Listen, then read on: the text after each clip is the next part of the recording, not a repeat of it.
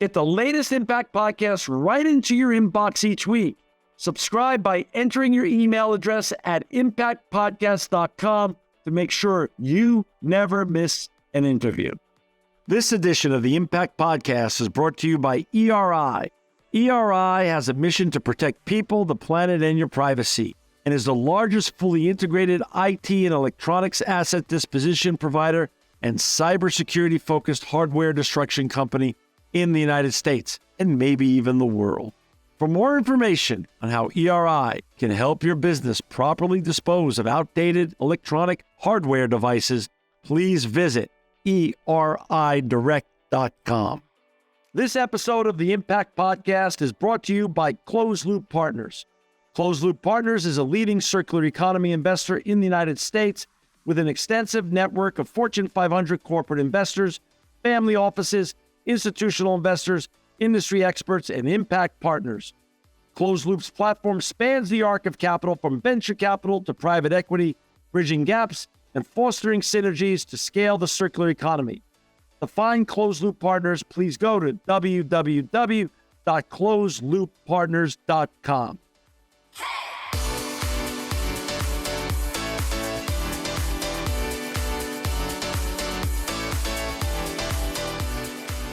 Welcome to another edition of the Impact Podcast. I'm John Shigarian, and I'm so excited to have with us today Tara Helms. She's the head of sustainability North America for the Electrolux Group. Welcome to the Impact Podcast, Tara.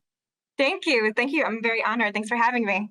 Well, thanks for being here today. It's really it's your first time on Impact. It's Electrolux's first time, so this is a special addition for us to have you guys on. Before we get talking about all the impactful and important work you're doing in sustainability at Electrolux, can you please share with our audience a little bit about your background? Where'd you grow up, Tara, and how'd you get on this wonderful and important journey that you're on? Sure. So I'm a Midwestern girl. I'm from Cleveland, Ohio, the suburbs around the area.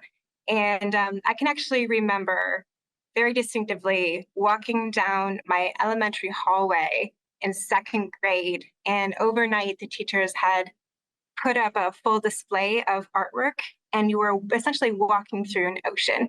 And there were whales on the ceiling, and there were jungle vines hanging down. And it was during Earth Week, and it was meant to invoke, the sense of nature and your surroundings. And it really struck me. And then the second part of that week, we actually went to something called the Wailing Wall. And it's a 300-foot mural that's actually painted on a Cleveland public power plant right on Lake Erie. It's right on the edge of the lake. Wow. And so you drive the bus up and you look at this Wailing Wall. It says huge mural of whales flowing through the ocean. And again, it was like this evoking sense for me to say, like, I'm really called to nature. So I remember from a very young age being drawn in that direction. But if I specifically look at my career, I majored in supply chain management and marketing. I went to business school at Syracuse University and then went into supply chain management, did all really technical things, supply planning, demand planning, logistics, analytics, all of that world. But I was working for a Swiss company called Landis+Gyr, and they were making smart meters on the grid for North America, right? So used by utilities to read your energy usage two ways. So you could actually have real-time energy demand to help decarbonize and make the grid smart, right? So it's part of the smart grid infrastructure. Went down that chain for a long time, jumped industries into consumer product goods, did supply chain there, did an SAP implementation, and eventually I found myself being recruited by IT recruiters. And I thought, wow, maybe I went too far down the technical route. And I knew I wanted to go back to school. But instead of getting another business degree, I thought, how lovely would it be to sort of get back to where I started my career with this approach of doing something better, with a sense of purpose. So I went back and got my master's degree in sustainability management from Columbia. Wow. Took a year and a half off, went full time, totally re-diverted my career and came back out on this path of sustainability leadership. And so I'm really glad I did that. And now here I am 10 years later in the role, right, with Electrolux helping to lead us down that path of sustainability as well. That's wonderful. Plus, you also have the benefit of all your background experience in supply chain. And supply chain and sustainability actually can go very well together. They really do. There's a Wow. significant number of parallels that can be drawn. Well, when did you join Electrolux? So I've been here for 3.5 years. So in 2020, right in the middle of the pandemic.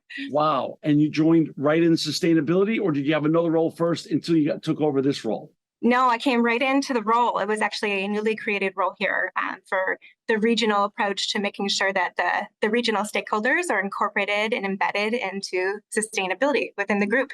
So before we get talking about what your role entails, give our audience a little bit of a thumbnail sketch of Electrolux. How big is Electrolux? How long have they been around? How many employees? So we can understand how, what mountain you had to climb at coming in as the first head of sustainability in North America. Yeah, absolutely. Electrolux Group is actually a quite historical and quite large company. So we're founded in Europe. So we're a Swedish company. A lot of recognition and history there. We have a couple of major brands that we sell worldwide, which are AEG, Electrolux, and Frigidaire. And Frigidaire is what most people here in the US and Canada most commonly know us by as Frigidaire. Sure. So we have a lot of great brands under our umbrella, and we are a major appliances manufacturer. So we're talking about refrigerators, freezers, washer dryers, dishwashers, sort of the whole gamut, right? We even go into air care, air conditioning, dehumidifiers, vacuum cleaners. So we run the whole gamut, and it's a very interesting space because we're making long-term durable products for consumers in their homes. Where's your headquarters in North America? So our headquarters here are in Charlotte, North Carolina. That's fascinating. So now, you come in and you have the proverbial white paper in front of you, a clean slate. You're starting from scratch. How does that, obviously that can be very exciting, but very daunting at the same time. How do you decide what really is going to be your mission? Because as you and I know, sustainability now encompasses the shift from the linear to circular economy, ESG, carbon neutrality, all sorts of things now that weren't even talked about 20 years ago, 15 years ago, maybe even 10 years ago. So now you have the blank slate 3.5 years ago. How do you attack that? Absolutely. That's a great question. I think it comes from first good roots, right? So coming into Electrolux Group that was well founded, had certain sustainability ambitions already delivered and or approaching. And so that coming from a company that has already started the foundation work of integrating it into the business and into the culture, making sure those decisions are at the forefront of management is really important. So that was also important to me in joining Electrolux Group. Sure. But then it's really just sort of cascading. So where are we in relation to the rest of the world in our implementation of those goals? How are we going to get there, and what's it going to take? And so it's really sort of delving into, you said, all of those topics one by one and outlining sort of the status quo, the as is, where we are, and then formulating that plan to say, how do we get from point A to point B to meet that commitment? What's it going to take? That makes sense. What did you use as benchmarks? Did you use competitors in your space, other appliance manufacturers, or did you look to other outside of your industry for inspiration and for benchmarking? Both, absolutely both. So within the appliance space, it's an interesting world because we're talking about durables, but we're also talking about consumer products, right? Sure. And so oftentimes durables are sort of in a different bucket.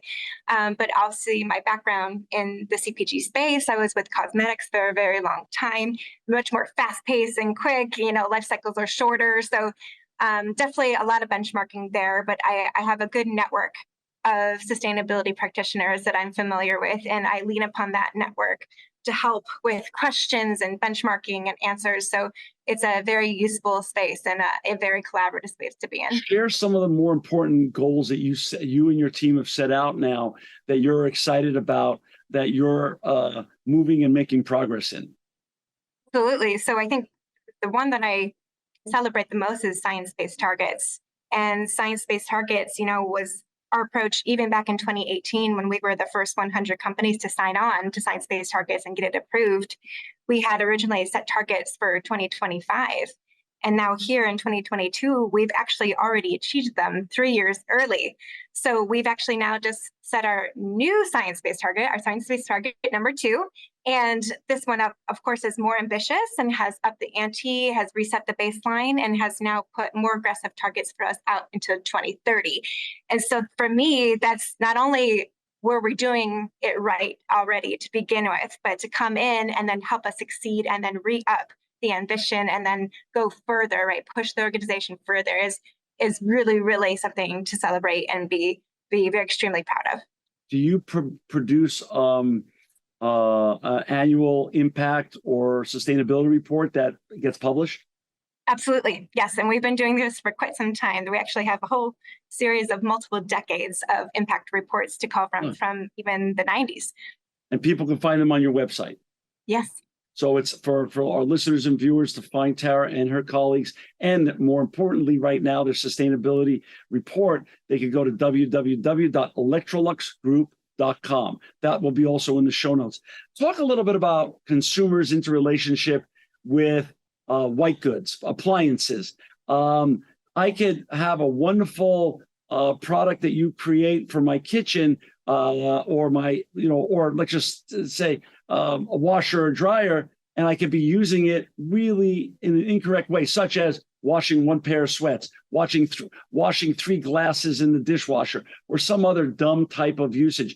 How does a group like Electrolux and your sustainability wisdom and group help push us to use appliances and white goods the right way instead of really the wrong way, which I just outlined? Yeah, gosh, I love this space. This is the playful space, right? Where we get to have some fun and engage with consumers to say, what is the right way and how do we encourage you to do it? But our role as a company, of course, is to make sure that we're providing you with something that has the best performance and the best efficiency. So doing our part to make sure that we're giving you the best energy efficiency appliances that are going to help you decarbonize, whether you know it or not, or whether you were asking for it or not. Let's bring to the market the best that we can offer. But then within that context, there's so many options and opportunities for consumers. And let's take your example of the washer, right? I think this one for me is particularly interesting. We have actually a new washer series coming out later this year. It's called our 7 series. It's our front load washer, and it does a couple unique things. One, it changes the normal setting of washing temperature to cold, right? So there's been a lot of campaigns, Procter & Gamble with Tide and the turn to cold, encouraging consumers to do that simple adjustment of going from either warm or hot to cold, which has an astronomical impact in terms of energy savings because you don't have to heat the water. And then you combine it with functionality in the machine. So we have best performance for stain removal, for cleaning. So we're taking care of your clothes even in cold. And I think that's the number one thing you can do is encourage that simple behavior. And then to take it even a step further, what we've done is we've even reordered, let's say, the temperature settings. And so instead of going from hot down to cold, we put cold at the top. So when you look at it, it's the first one that's the default, and then you have to maneuver off of it. And then last example I'll give there is we've created a UI, a user interface with leaves that display and leaves that grow. So for instance, if you pick the most efficient cycle, let's say a normal cycle on cold with a heavy spin, which will essentially take the moisture out of the clothes before you put it into the dryer, which is what you need to get it dry in the most efficient way, it'll give you 3 leaves. But if you put it on that sanitized setting, which is the hottest temperature that you can select, it's going to give you no leaf, right? And so it helps to encourage your behavior by indicating to you how efficient and how friendly you're being, right, with those choices that you're making on cycle selection. So you're disavow me now of what I learned as a little kid when I was doing my wash, and now that I've done it for a lifetime. We could get our cold clothes as clean in the cold wash as in a hot wash or a warm wash? Yes. Oh, yes, wow. you can. And I'm a user, so I have one of these machines So at home. It's not even the newest one, right? But it's launching that has even better capabilities. But I wash on cold, and I have 3 little kids that are under 5, and they make a lot of mess. So I can stand by it. And like you said, best to use a heavy spin so that way the dryer gets used less because the clothes are dry, are much less wet when exactly. You put them in. Wow. That's fascinating. What other appliances and what other fascinating ways are you nudging us and the consumers, the general consumers, in the right direction? Absolutely. I mean, it can be as simple as produce in the refrigerator. So Oh, what we've done is we've developed technology called our crisp seal technology, okay. and it actually is proven now to extend the life of your produce. So think vegetables and fruit in your drawer, and it takes what we call ethylene out of the chamber. So these ethylene absorbers are the ones that actually cause your fruit to produce quicker, right? And they're the ones that Right, are actually causing it to go bad in a faster sense. But if you remove the ethylene gas, you're preserving that food for longer. And we can actually say that it can extend the life of your produce, your fresh veggies, by up to 2 weeks. So what we know for consumers in the homes is it's a real burden when you come home with a whole load of groceries. You put them into your refrigerator and then you have to throw it out, right? Everybody hates throwing out food that hasn't been used. It's the waste factor, right? So if we can help right, eliminate that pain point in the home, help you with your wallet, right? So save the food for longer, and of course, help with sustainability. We want you to consume the food you're buying. Of course, that's the whole point, right? Then I right. think we have wins all the way around. I love it. Hey, for our listeners and viewers who've just joined us, we've got Tara Helms with us here today. She's the head of sustainability of North America for the Electrolux Group. To find Tara and her colleagues and all the important and great work they're doing in sustainability, please go to www.electroluxgroup.com. Tara, with any new job, we all walk in with expectations.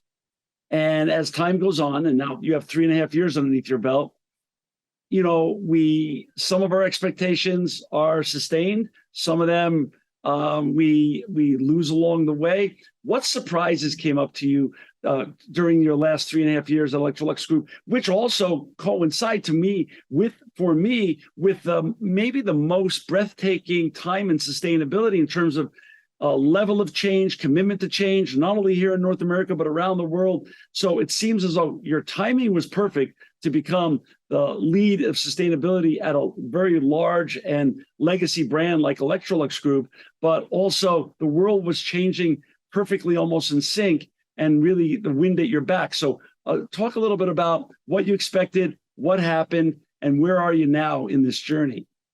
Absolutely. I think sustainability, because it's an ever-changing space, Yeah, you've got to be on top of the headwinds, right? Stay ahead of the headwinds is what I like to say. right. And I also like to say you have to create your own future. So in order to create the path forward, you've got to be aware of your surroundings and what you're going into.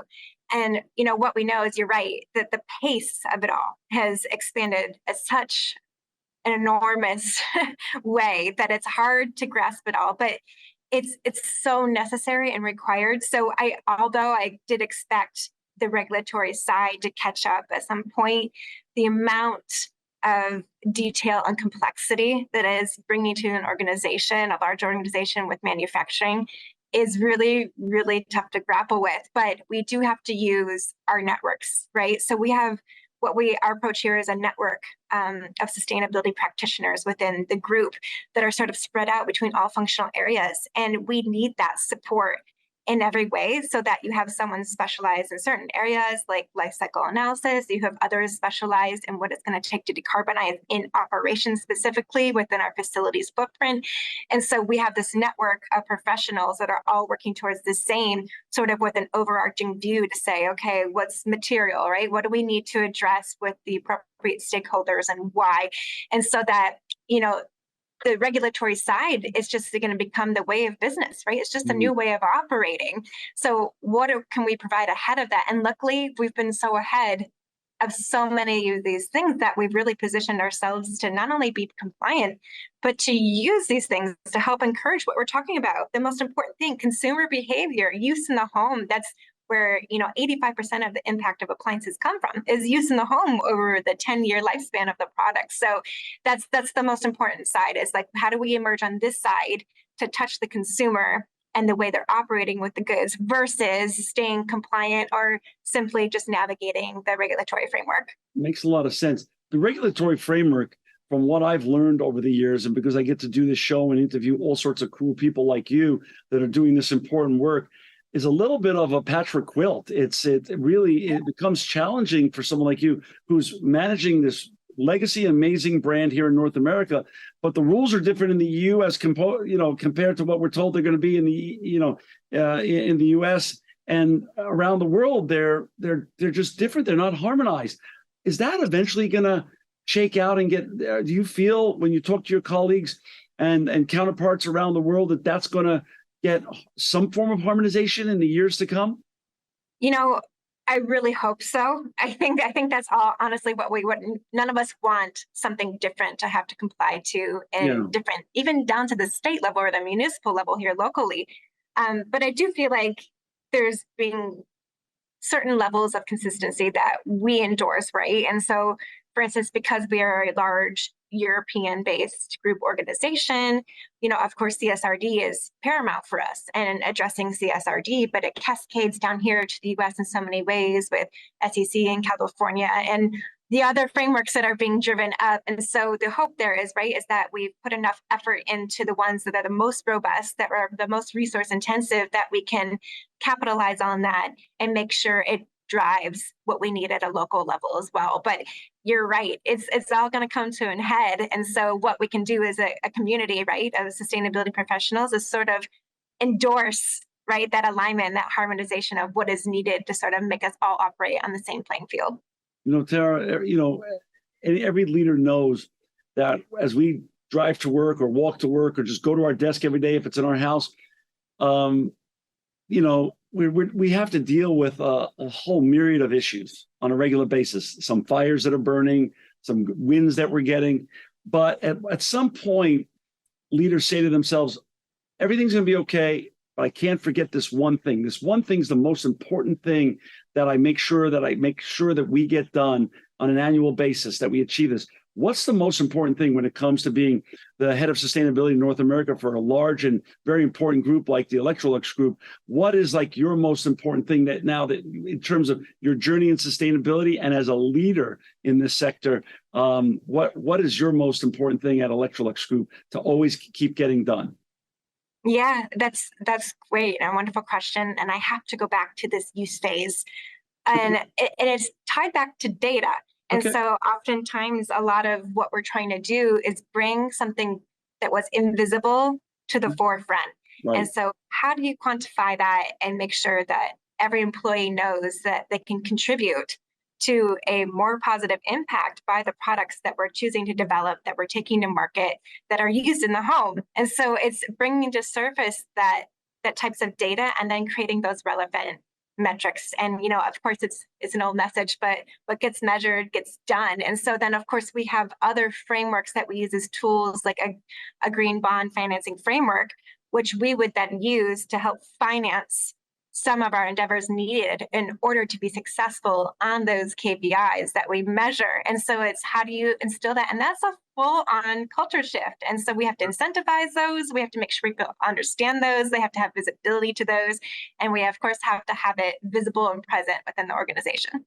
How much and how often do you convene with your counterparts at Electrolux around the world and the people who are running sustainability in different parts of the EU and around the world? How often do you share best practices and brainstorm together? A lot. And that's the beauty of working for a global organization, though, is that on any given day, I'm doing almost, I would say, 50-50 here with my US colleagues and then with my colleagues anywhere else in the world, right? Whether it be my counterparts or, like I said, these subject matter experts that are instilled at all different parts of the company. There's some in Italy, and there's some in Latin America, and there's some, honestly, they're all over the place. It doesn't really matter where you're housed, but we need to draw upon this combined intellect base in order to get to where we need to go. So it's not an easy path forward, and it certainly, it takes a lot of steps to get to the final answer. But what would the world be if it wasn't complex and challenging, right? So you have to be able to sort of form all of these opinions and manage the expectations of everyone, and then bring it together so that we're all successable. And that's what I love about Electrolux. So you guys are always sharing best practices from wherever you sit. Not only counterparts, but even everybody within the company is you've created a culture of sharing best practices. Absolutely. It's That's very necessary. talk about what I think, and I get to say this because I get to interview all you wonderful people that are doing this very important, impactful work, heads of sustainability, heads of impact, heads of ESG, and combination thereof of titles now. I think it's one of the neatest and coolest fraternities in the world. Talk about that fraternity. How often do you lean on the fraternity of, sustainability leads at corporations and industries that have nothing to do with Electrolux, but they still tons to be learned from those colleagues. Do you agree with me? It's one of the coolest fraternities in the world. I do. And the thing is, like, there's certain events and spaces that I'll carve out every year just to ensure that we get to meet with these individuals. Because to that point, like, no single person has all the answers. We Right. really do need to leverage best practices coming from other industries. It's always a learning experience. This continuous improvement and learning journey is part of sustainability. So we sort of all need to be there together. And honestly, I think there's always like an aha moment coming out of these sustainability networks or conferences where you really think about something and then you have time to digest and come out and you're like, you can usually pull out, 2 or 3 things that really stick with you that you can take back because you learn so much. It's hard to gather around it, but at the same moment, it's about that shared experience and then the usefulness. Like, what can I do here to mirror a similar success, or how can I change it or adapt it to make sure it's meaningful here? And it can really be an aha moment to set a project or a program or something forward in motion that you previously weren't considering. That's fascinating. All this talk about carbon neutrality and things of that such. Where is Electrolux on that journey? Is that a 2030 goal, a 2040 goal? Has that already been accomplished? Where are you on that carbon neutrality issue? Yeah, so going back to science-based targets, Yeah, our original target was set for 2025. Now we have it set for 2030, which would bring us down to net zero for scope 1 and scope 2 emissions and operations. Amazing.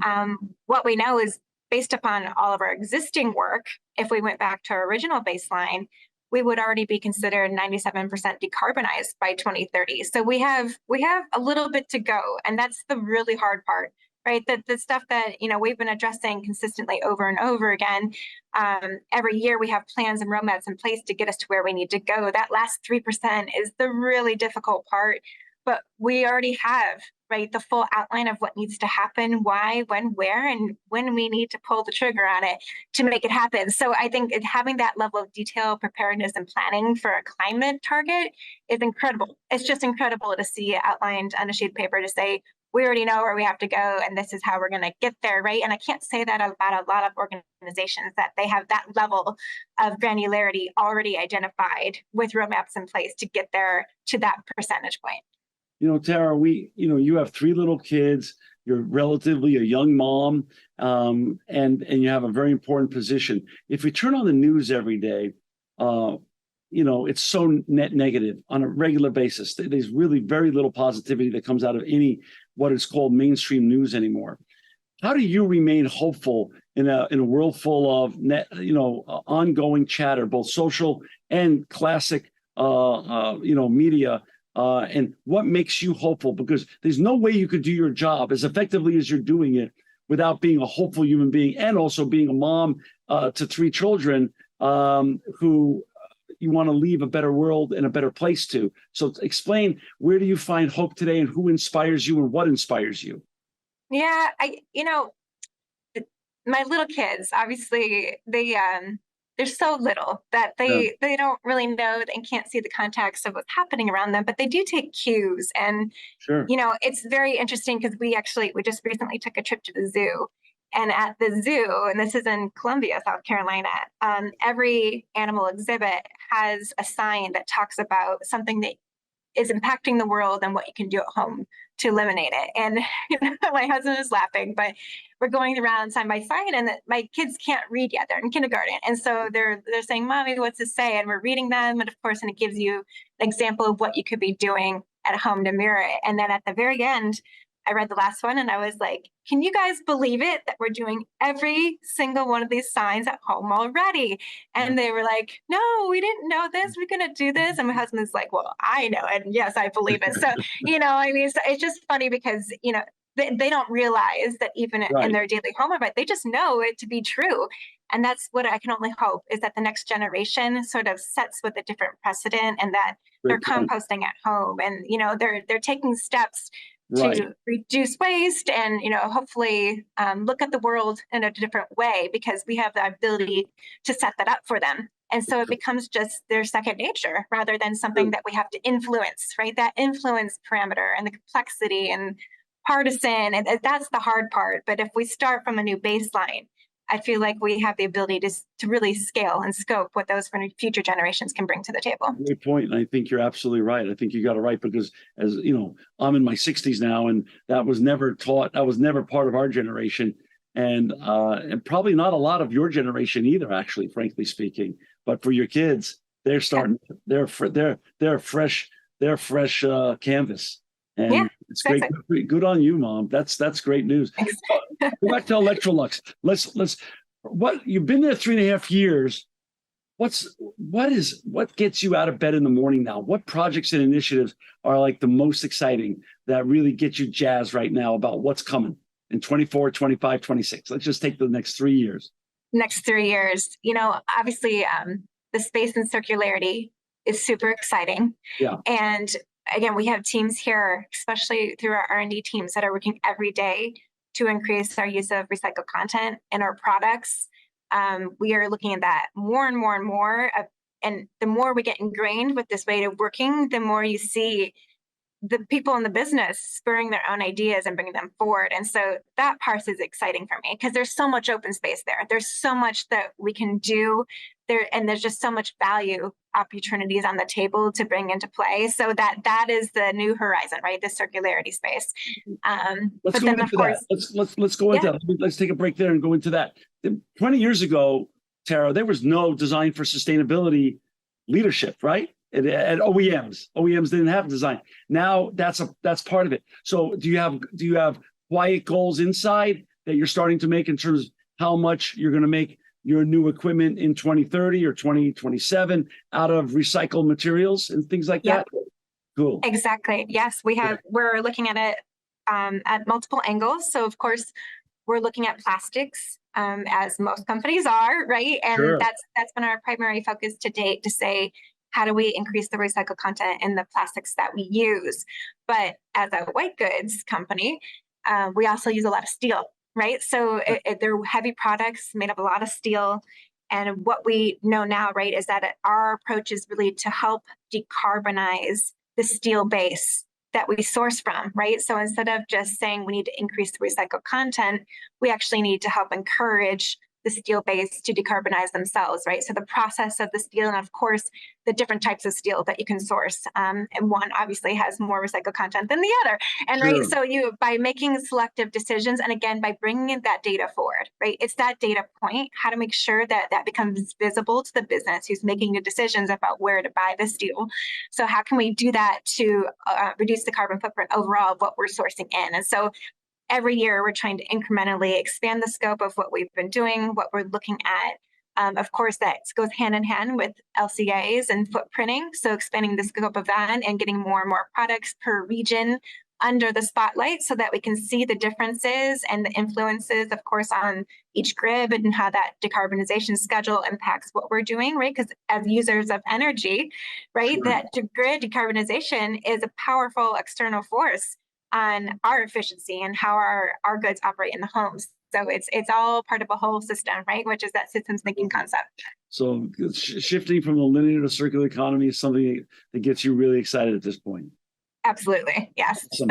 Listen, I'll let you have the final word. Any last thoughts you want to have before we sign off for today? I think it's for me, it's to your point earlier, it's promising and hopeful to see how far we've come, really, honestly, even within a 3.5 period here at Electrolux, but how far Electrolux could come holistically over decades. I mean, again, going back to groundwork, like the hard details have already been set in motion. And as long as leadership is at the table to have the appropriate discussions, it's beneficial to everyone, not only our business, but everybody that owns our products.